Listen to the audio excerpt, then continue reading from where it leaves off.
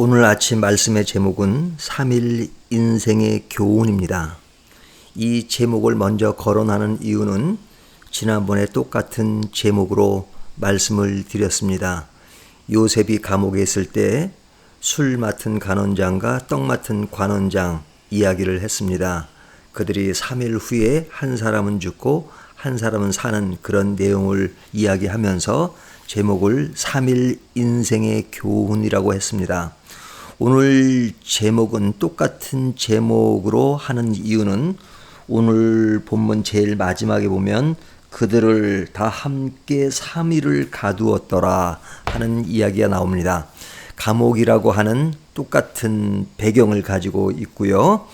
여기에서 말하는 3일 가두어진 이야기는 그 뒤에 나오는 그 인물이 다릅니다. 앞에 인물은 술 맡은 간원장과 떡 맡은 간원장이라면 여기 3일 갇힌 사람들은 요셉의 형들입니다. 형들이 요셉에게 왔습니다. 가뭄이 들어서 식량을 구하기 위해서 애굽에 온 것입니다. 이들은 애굽에 와서 요셉을 만났지만 요셉이 총리가 된 것도 알지 못하고 또 그를 앞에 두고 있으면서도 알아보지 못했습니다. 하지만 요셉은 금방 그들이 자기 형이라는 것을 알아보았고 또 그 형들을 3일 동안 가두어둔 이유는 그 형들을 미워해서가 아니라 또 복수하기 위해서가 아니라 정말 반가운 얼굴로 맞는 형들을 다시 한번 시험해 보기 위해서 그렇습니다. 첫째는 동생에 대한 궁금, 아버지에 대한 궁금증 그런 것이 있지 않았겠습니까?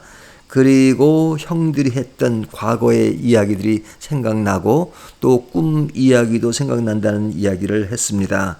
그러니까 그들은 바로 아는 체를 하는 것이 아니라 그런 3일의 과정을 통해서 뭔가를 확인해보고 좋은 의미에서 이 사건을 끌어가기 위해서 이런 모습이 벌어지고 있는 것 같습니다.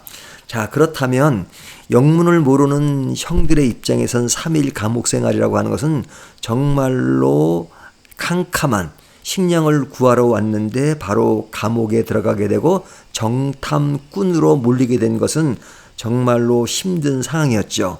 그들이 결과적으로는 3일 감옥이지만 그들은 얼마나 이 감옥에 있어야 될지 모르는 상황이었습니다. 미래를 예측할 수 없는 그런 암담한 상황이 벌어졌습니다. 왜? 그들은 앞의 일을 모르고 이 사건이 어떻게 진행되는지 모르기 때문에 그렇습니다. 우리가 미래를 모른다는 이야기는 그만큼 예측할 수 없기 때문에 불안해할 수 있는 요소가 있습니다.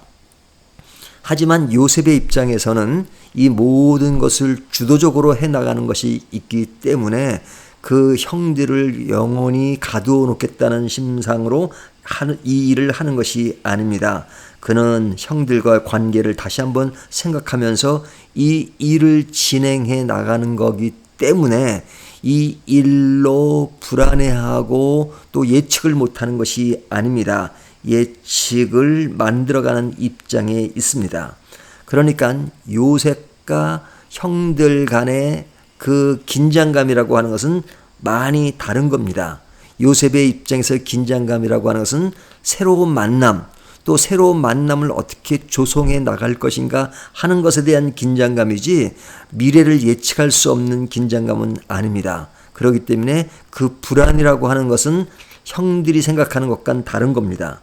하지만 형들의 불안감이라고 하는 것은 아무것도 모르는 상황 속에서 이루어진 거기 때문에 그들은 진짜 초조하고 불안할 수밖에 없는 겁니다. 하지만 우리가 뒷이야기를 통해서 이 사건이 해피엔딩으로 끝난다는 것을 너무 잘 알고 있습니다. 그리고 요셉과 형들이 만나는 장면, 그것에서 진한 감동을 주기도 합니다. 그렇다면 오늘 본문을 통해서 우리는 하나님과 우리의 관계를 요셉과 형제들의 관계로 생각해 볼 수 있습니다. 하나님은 우리의 미래를 다 아십니다. 그리고 우리를 향한 놀라운 계획을 가지고 계십니다. 하나님의 손 안에서 우리는 움직입니다. 하나님의 인도하심을 받고 사는 것이 우리의 모습입니다. 하지만 우리는 되어지는 일들을 모르고 아무런 생각 없이 갈 때 오는 불안이 있습니다. 하지만 분명한 것은 하나님에 의해서 모든 일이 주어지고 우리를 이끌어간다는 사실입니다.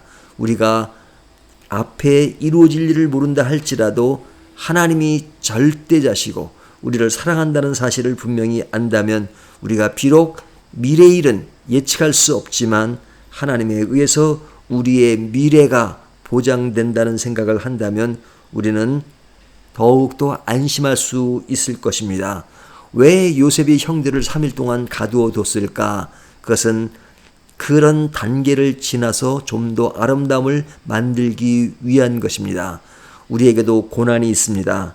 하지만 고난이 필요한 것은 그런 과정을 통해서 우리가 성장하기 때문입니다. 성장통이라는 말이 있죠.